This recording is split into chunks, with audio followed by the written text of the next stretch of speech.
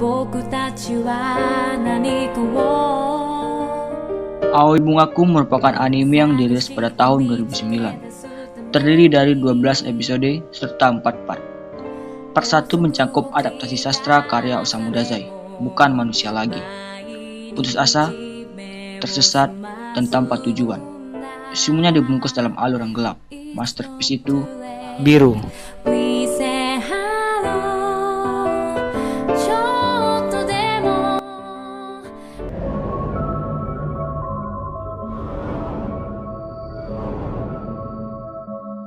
恥の多い生涯を送ってきました。自分には人間の生活というものが見当つかないのです。 Anime dimulai dari tokoh utama yang bernama Oba Yozo. Lahir dari keluarga yang berada tidak membuat masa kecil Yozo bahagia. Malahan, dia mendapat masa kecil yang suram. Mulai dari pemerkosaan yang dilakukan oleh pembantu rumah tangganya, sampai dengan diusir dari rumah karena tidak memenuhi ekspektasi orang tuanya. Hal tersebut akhirnya membentuk diri Yozo yang hidup dalam kepalsuan, dan bahkan dia menganggap dirinya sendiri adalah seorang iblis dan dihantui oleh ambisi akan kehidupan normal. Cerita berlanjut ketika Yozo bergabung dengan organisasi yang di pemerintahan bersama temannya Horiki. Singkat cerita, organisasi tersebut diketahui oleh polisi setempat, dan polisi bergerak ke tempat organisasi itu. Yozo kabur dan masuk dalam sebuah bar. Di sana, dia bertemu dan disembunyikan oleh seorang pelacur yang bernama Tsuneko. Namun, aksi Tsuneko tersebut diketahui oleh polisi. Akhirnya, Tsuneko membawa kabur Yozo dari pengejaran polisi. Di tengah pengejaran, mereka tertangkap. Namun, Tsuneko menahan polisi tersebut dan menyuruh Yozo untuk kabur sendiri. Di situ, Tsuneko diajar oleh polisi hingga babak belur. Yozo kembali untuk menemui Tsuneko dan bertanya kenapa Tsuneko melindungi dirinya. Mereka berlanjut di sebuah rumah. Di situ mereka bercerita akan hidupnya yang selalu hidup dalam rasa malu. Setelah berbicara panjang, mereka memutuskan untuk bunuh diri bersama. 一緒に死んでくれないか。 Keduanya menuju ke sebuah tebing untuk mengakhiri hidupnya. Tsuneko menyuruh Yozo untuk mendorongnya dari pinggir tebing. Dengan rasa takut, Yozo mendorong Tsuneko dengan kedua tangannya. Lalu Tsuneko pun terjatuh dari tebing dan meninggal di bawah. Yozo dengan rasa takut tersebut akhirnya melompat untuk menyusul Tsuneko. Dari aksi percobaan membunuh diri tersebut, naasnya hanya Tsuneko yang terbunuh, sedangkan Yozo tetap hidup dan dibawa lari ke rumah sakit. Saat masih setengah sadar, Yozo bermimpi tentang masa kecilnya. Saat sekolah, dia menjadi seorang pelawak dan terus menebar senyum palsu. Semua temannya ikut tertawa dengan lucuan Yozo. Namun ada satu temannya yang tidak tertawa dan malah berkata bahwa Yozo sengaja atau palsu. Suatu hari, Yozo mengajak teman tersebut untuk mampir terlebih dahulu ke rumahnya karena hujan. Saat sampai, Yozo melihat telinga temannya mengeluarkan cairan, dan Yozo memutuskan untuk membersihkannya. Saat membersihkan telinga, temannya berkata bahwa diri Yozo sebenarnya adalah seorang iblis. Yozo tertawa dan melihat ke arah cermin. Di sana ia melihat dirinya dengan sosok hitam atau iblis.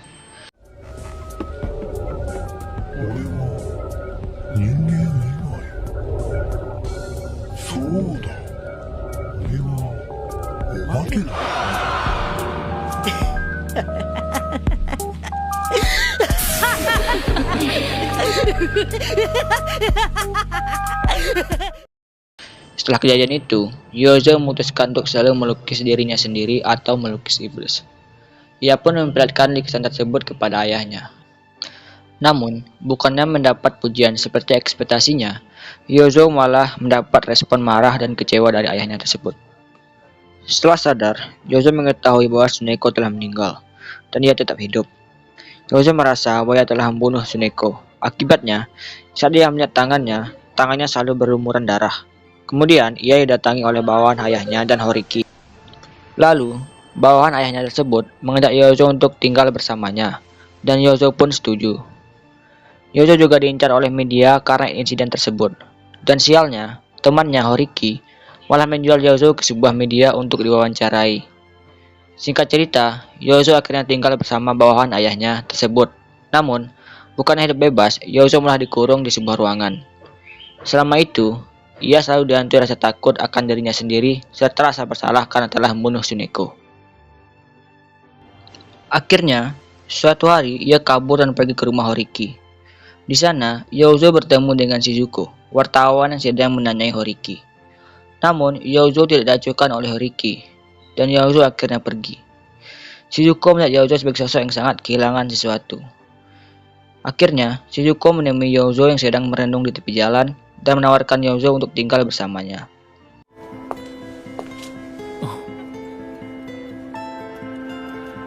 泊まるとこないの？よかったらうちに来る？ Time skip 3 tahun. Yozo telah menikah dengan Shizuko. Dia hidup bersama Shizuko dan Shigeo, anak Shizuko. Di situ, akhirnya dia merasa hidup seperti manusia biasa. Namun, suatu hari Horiki datang dan mengingatkan Yozo kembali akan masa lalunya. Di sisi lain, ia juga menyadari bahwa ia tidak diterima oleh masyarakat karena insiden bunuh dirinya. Suatu ketika, Yozo mencoba membaur dengan masyarakat, namun ia tidak bisa. Saat jalan pulang, ia melihat sebuah toko seni di tepi jalan. Saat memperhatikan toko tersebut, Yozo ketakutan dan lari tidak tentu arah. Ia berhenti di sebuah bar, di sana dia minum untuk menenangkan diri. Setelah kejadian tersebut, Yozo jadi pemabuk yang jarang pulang. Suatu ketika, di musim dingin, Yozo pulang dan menemukan Horiki di rumahnya. Horiki memberitahukan bahwa ayah Yozo sedang sakit dan menyuruhnya untuk menjenguknya. Namun Yozo menolak dan malah mengajak Horiki untuk minum bersama di luar. Suatu ketika, Yozo minum terlalu banyak dan tergeletak di jalan. Di situ, Yozo minta maaf atas kehadiran dirinya yang hanya bisa menyusahkan orang lain di sekitarnya. Dan ia juga menyesal karena telah ada di dunia. Namun, dia didatangi oleh seorang wanita yang bernama Yoshiko. Yoshiko mengatakan bahwa Yozo sangat tertekan. Lalu Yozo memberitahu Shiko bahwa ia adalah seorang iblis dan pembunuh. Yoshiko tersenyum dan menjawab bahwa Yozo bukan pembunuh, bukan iblis. Serta ia juga menyatakan bahwa masyarakat hanyalah sekumpulan orang. Setelah mendengar itu, Yozo pun bangun dan jatuh hati pada Yoshiko. Yozo menceraikan Shizuko dan menikahi Yoshiko. Dia hidup damai dengan Yoshiko, berhenti minum dan bekerja sebagai mangaka. Dewi penyelamat, begitulah ia menganggap Yoshiko. Suatu ketika, Horiki datang berkunjung ke rumah Yozo. Horiki tampak berbeda di sini. Yozo tampak senang dan menyuruh Horiki untuk masuk. Yozo dan Horiki cukup banyak bicara. Namun, di tengah pembicaraan, Yozo menanyai maksud kedatangan Horiki. Horiki menjawab untuk memberitahu kalau ayah Yozo sudah meninggal. Dan menyuruh Yozo untuk menjenguk ayahnya, setidaknya mengikuti moral manusia. Yozo hanya tertawa dan mengatakan bahwa ia telah lama menyimpang dari dalam manusia. Serta mengatakan selama masih ada Yoshiko, ia akan baik-baik saja. Khawatir dengan keadaan Yoshiko yang tampak sedikit terguncang, Horiki turun ke bawah untuk mengambil air. Saat turun,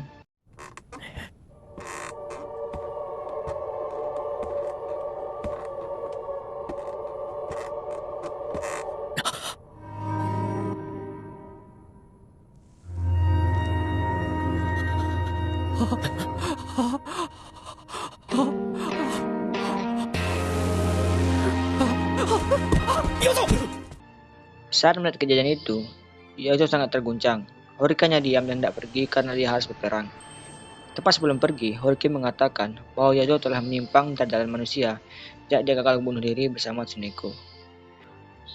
Malamnya, Yozo mengikuti istrinya yang hendak bunuh diri dengan menelan banyak pil. Yozo menghentikan aksi istrinya tersebut, dan malah Yozo yang menelan semua pil itu. Ia pingsan dan larikan ke rumah sakit. Saat sadar, Yozo kabur keluar dan pergi ke toko seniman pinggir jalan yang pernah ia temui. Dalam toko, ia menyebutkan keinginannya yang hanya ingin hidup tentram serta menyudahi semua penderitaannya. お待ちしてました。何がご入り用ですか？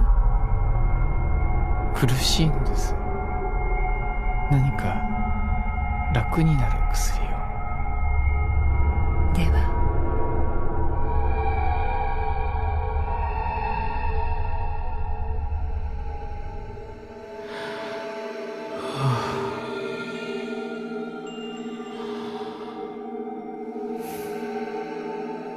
いや、ここにいたのか。